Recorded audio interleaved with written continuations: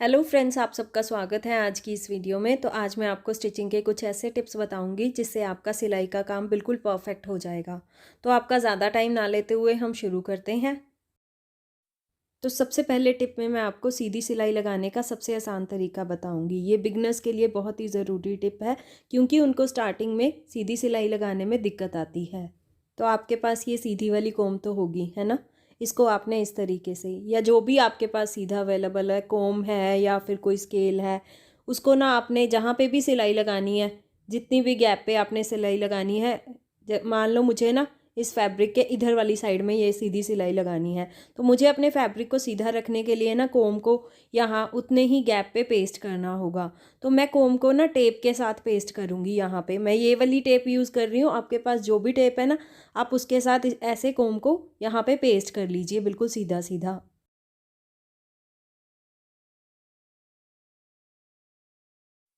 तो बिगनर्स ना इस तरीके से कोम या कुछ भी सीधा लगा के ना ऐसे सीधी सिलाई लगाने की प्रैक्टिस करें।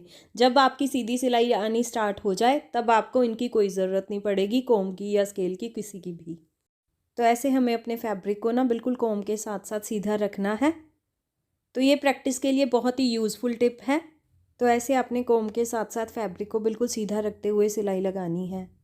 तो धागा यहाँ पे मैं बिल्कुल डिफरेंट कलर का यूज़ कर रही हूँ ताकि आपको हमारी ये जो सिलाई है वो बिल्कुल प्रॉपर दिखाई दे। ये देखिए, हमारी जो सिलाई है ना बिल्कुल सीधी सीधी आई है। आप जितना भी नज़दीक सिलाई लगाना चाहते हो ना, उसके अकॉर्डिंग आप कोम को आगे की तरफ भी पेस्ट कर सकते हो। थोड़ा नज़दीक भी कर सकते हो, थोड़ा दूर भी कर सकते हो, जैसे भी आपने सिलाई लगानी हो। तो आप अगर इस तरीके से प्रैक्टिस करोगे तो आपकी जो सिलाई है ना वो सीधी आनी स्टार्ट हो जाएगी। तो मैंने आपको सीधी सिलाई लगाने का टिप तो बता दिया है। आप यहाँ पे कंघी या स्केल को पेस्ट करके सीधी सिलाई लगा सकते हो। तो अब मैं आपको ना फैब्रिक में डायगोनल सिलाइयाँ जो हम लगाते हैं ना, उनमें सेम गैप कैसे लगाना है वो बताऊँगी। तो आपके पास ये स्ट्रॉ तो होगा जो ऊपर से इस तरीके से मुड़ जाता हो, ऐसे। तो इसको आपने ना यहाँ से कट कर लेना है। लगभग 2 इंच लंबा आपके पास ये स्ट्रॉ होना चाहिए। मुड़ने वाली साइड आपके पास ज़्यादा होनी चाहिए। तो इस तरीके से मैंने 2 इंच लंबा ये स्ट्रॉ कट कर लिया है। तो ये स्ट्रॉ तो हमने कट कर लिया है, लेकिन जो पहली सिलाई है ना वो हम इसी तरीके से लगाएंगे, नॉर्मल सिंपल तरीके से, ऐसे। तो अब हमने इसमें ना गैप लेना है। तो गैप लेने के लिए ना मैं यहाँ पे स्ट्रॉ का यूज़ कर रही हूँ।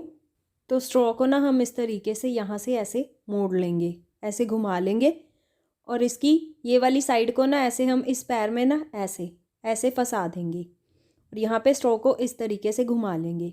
अब हमें जितना गैप लेना है ना उसके अकॉर्डिंग आप स्ट्रो को घुमा लीजिए। तो आपका ये जो स्ट्रो है ना ये बिल्कुल सिलाई के साथ साथ चलना चाहिए।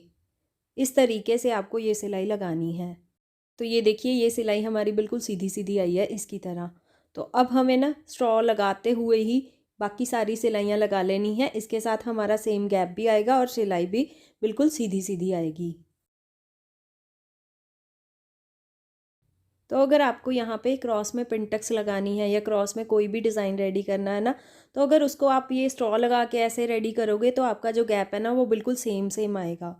तो ऐसे आपको डिज़ाइन रेडी करने के लिए मार्किंग करने की भी कोई ज़रूरत नहीं पड़ेगी।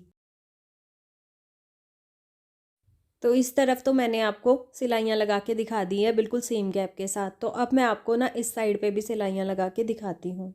तो इस साइड पे भी जो पहली सिलाई है ना वो आपको स्ट्रॉ उतार के ही लगानी है। उसके बाद आपको बिल्कुल सेम गैप लेना है। तो स्ट्रॉ को फिर से उसी तरीके से यहाँ पे फंसा लीजिए। तो अब हम स्ट्रॉ को बिल्कुल उसी सिलाई के सामने रखेंगे और ऐसे ही सिलाई लगा देंगे। तो ये देखिए, ये सिलाई हमारी बिल्कुल सीधी आई है। तो आप भी इसी तरीके से सीधी सीधी सिलाइयाँ बिल्कुल सेम गैप के साथ लगा सकते हो। तो अगले टिप में मैं आपको ना नेक के ऊपर गुम लेस स्टिच करना बताऊंगी सबसे आसान तरीके से। तो ऐसे नेक मैंने पहले से कट करके एक्स्ट्रा फैब्रिक के ऊपर पेस्ट कर लिया है। ये एक तरह का बोट नेक डिज़ाइन है। इसको मैंने साइड से फोल्ड करते हुए यहाँ पे एक सिलाई भी लगा दी है, और एक सिलाई मैंने बिल्कुल बुकरम के किनारे किनारे पे लगाई है। तो जो सिलाई हमने बिल्कुल बुकरम के किनारे किनारे लगाई है ना, ये सिलाई हमें इधर से भी दिखाई दे रही है। तो अब हमें इसी सिलाई के ऊपर रख के ना अपनी लेस को स्टिच करना होता है। तो कुछ लोगों को ना यहाँ पे लेस स्टिच करने में दिक्कत आती है, तो उसके लिए मैं आज आपको सबसे आसान तरीका बता रही हूँ।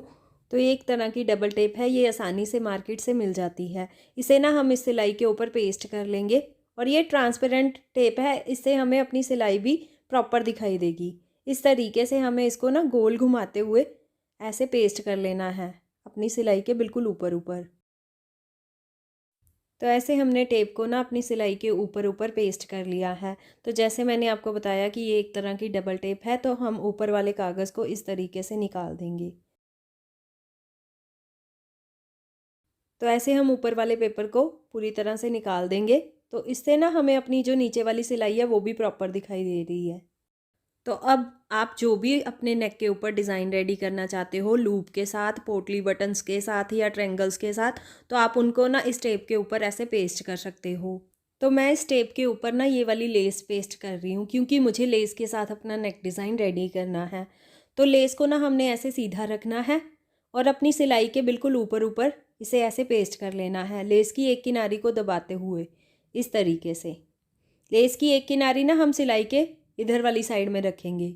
तो ये कॉटन की लेस है, आसानी से हमारी सिलाई के साथ साथ घूम जाएगी। तो ऐसे टेप के साथ साथ पेस्ट करने से क्या होगा, यहाँ पे हमें कोई भी सिलाई लगाने की ज़रूरत नहीं पड़ेगी। तो ऐसे हमने लेस को पेस्ट कर लिया है।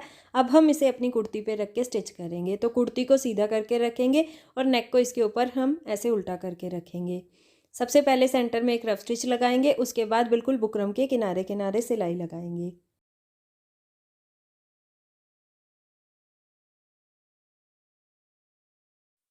तो ऐसे हमने ये वाली सिलाई लगा दी है। अब हम ये बीच वाले फैब्रिक को कट कर देंगे। तो अपनी सिलाई के साथ लगभग एक एक पैर का मार्जिन लेंगे और बीच वाले सारे फैब्रिक को ऐसे ट्रिम कर देंगे। तो अब हम यहाँ पे छोटे छोटे कट्स भी लगा लेते हैं। तो कट्स भी हमारे लग चुके हैं। अब हम नेक को ना अंदर की तरफ पलट लेते हैं। तो नेक को अंदर की तरफ पलटते हुए ना हमें लेस को इस तरीके से बाहर की तरफ निकालना है। तो उसके लिए हमें पीछे से ना टेप को निकालना होगा। पहले आप लेस को इस तरीके से निकाल के ना आगे की तरफ ऐसे बाहर की तरफ निकाल लें।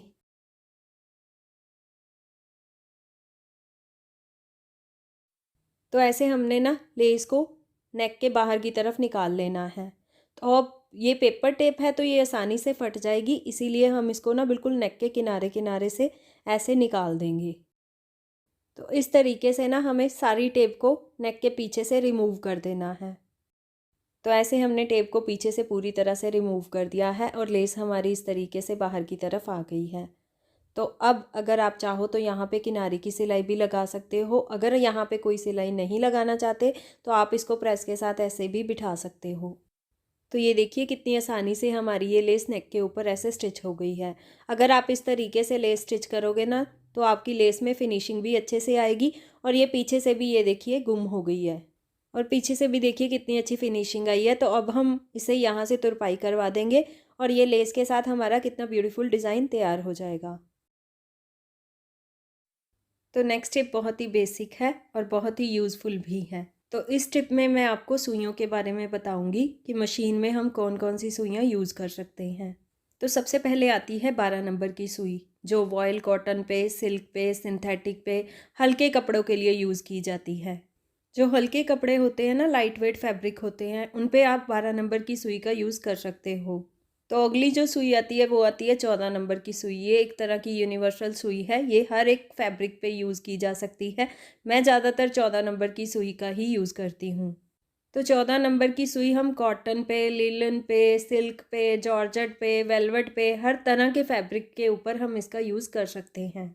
खासकर जैसे हम सर्दियों में वुलन के कपड़े सिलते हैं, वेलवेट के कपड़े सिलते हैं, तो वो आप 14 नंबर की सुई से आसानी से सिल सकते हो। तो सबसे ज़्यादा यूज़ होने वाली यही सुई होती है अम्ब्रेला मशीन पे।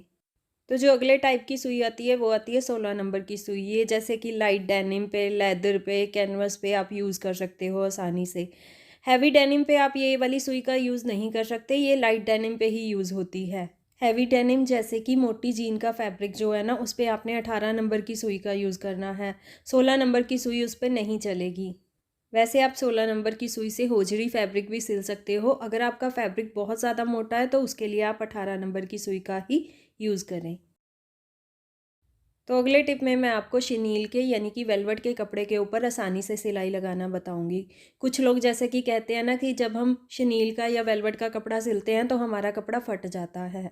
तो उसके लिए आपने क्या करना है, सबसे पहले तो आपने ना फैब्रिक को कभी भी खींचते हुए सिलाई नहीं लगानी, फैब्रिक को आराम से ढीला छोड़ते हुए आपने ऐसे सिलाई लगानी है। दूसरा, आपने वेलवेट या शनील के कपड़े के लिए हमेशा 14 नंबर की ही सुई का यूज़ करना है। अगर आप 14 नंबर की सुई का शनील या वेलवेट के कपड़े के ऊपर यूज़ करेंगे तो आपका कपड़ा ना कभी नहीं फटेगा। अगर फिर भी फटे तो आप ये पेस्टिंग मिलती है मार्केट से, आसानी से मिल जाती है, इसे पेपर पेस्टिंग कहते हैं, और ये प्रेस के साथ ना फैब्रिक के ऊपर अच्छे से चिपक जाती है। अगर आप इसे पेस्टिंग कर लेंगे फैब्रिक के ऊपर, वेलवेट के कपड़े या शनील के कपड़े के ऊपर फिर सिलाई लगाएंगे तो आपका कपड़ा ना कभी नहीं फटेगा। अगर आपने फैब्रिक के ऊपर कोई भी डिज़ाइन बनाना है ना, अपने शनील या वेलवेट के कपड़े के ऊपर ये पहले पेस्टिंग कर लेनी है, उसके बाद ही आपने सिलाई लगानी है। या फिर अगर आपको सिंपल सिलाई लगानी है ना, तो सिलाई वाली जगह पे ये पेपर पेस्टिंग को पेस्ट कर लीजिए, उसके बाद आप इसे सिलाई लगाएं। तो अभी मैं आपको यहाँ पे ना एक सीधी सिलाई लगा के दिखाती हूँ। तो ये देखिए, कहीं से कोई फैब्रिक हमारा खिंच नहीं रहा है, हम सिर्फ नॉर्मल छोड़ते हुए ऐसे सिलाई लगा रहे हैं। तो ये देखिए बिल्कुल स्मूथ सिलाई आई है हमारी, कहीं से कोई टाप नहीं है, कोई खिंच नहीं है। ये देखिए इधर से भी, तो कितनी आसानी से हमारी ये सिलाई लग गई है। तो अभी मैं आपको ना इसको डबल करके भी सिलाई लगा के दिखाती हूँ। तो अब मैं इस फैब्रिक को डबल कर रही हूँ इस तरीके से। तो ये देखिए डबल कपड़े के ऊपर भी हमारी जो सिलाई है ना वो बिल्कुल स्मूथ आ रही है। तो ये देखिए पूरी सिलाई मैंने नीचे तक लगा ली है और सिलाई में कोई भी टाप नहीं है, कोई भी खिंचाव नहीं है, बिल्कुल सीमलेस आई है हमारी ये सिलाई। और ये देखिए इधर से भी बिल्कुल परफेक्ट सिला है हमारा ये कपड़ा, कहीं कोई टाप नहीं आई है और कहीं से हमारा फैब्रिक कटा भी नहीं है, ये देख सकते हैं आप। तो अगर आप भी अपने शनील के फैब्रिक के ऊपर ना इस तरीके से पेस्टिंग लगा के सिलाई लगाएंगे तो आपको भी कोई भी दिक्कत नहीं आएगी। तो आई होप आपको मेरे ये सारे स्टिचिंग टिप्स अच्छे लगे होंगे और आपके बहुत ही काम भी आएंगे। तो मेरी ऐसी ही वीडियोस देखने के लिए मेरे चैनल को सब्सक्राइब ज़रूर करें, और अगर आपको मेरे ये टिप्स और मेरी ये वीडियो पसंद आई हो तो इसको लाइक और शेयर करना ना भूलें। तो चलिए नेक्स्ट किसी और वीडियो के साथ मिलते हैं। Till then bye bye.